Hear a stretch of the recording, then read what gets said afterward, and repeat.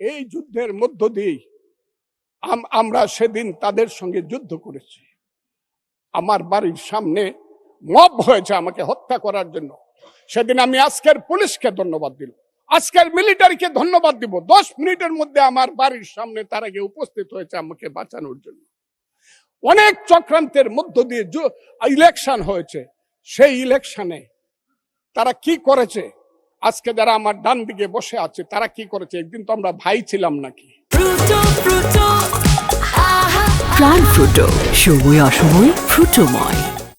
তারা যা করেছে সেটা কল্পনা করার মতো না। যত চক্রান্ত করেছে, সেই চক্রান্তের ভিতর দিয়ে যখন তারা প্রচার করতে শুরু করলো তারা বাংলায় 2/3 মেজরিটি পেয়ে তারা পাস করবে, আমি হতভাগা ফজলুর রহমান বলেছিলাম জামাত জোট যদি মেজরিটি পায় তাহলে আমি বিষ খাবো।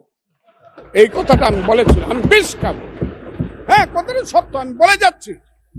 এবং তারা কোনোদিন যুদ্ধে জয়লাভ করতে পারে না, রাজনৈতিক যুদ্ধে, কারণ তাদের পূর্বপুরুষ বাংলাদেশ চায় নাই। বাংলাদেশ যদি থাকে, এই বাংলায় শুধু বেলিচা মিলিয়ার জুই ফুল ফুটে না, এদেশে রক্তগোলাপ রক্ত জবাও ফুটে। এদেশের জঙ্গলে শুধু কোকিল ডাকে না, এদেশের জঙ্গলে রয়্যাল বেঙ্গল টাইগারও থাকে।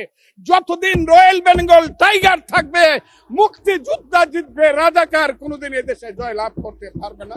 আমি চ্যালেঞ্জ করে বলে গেলাম।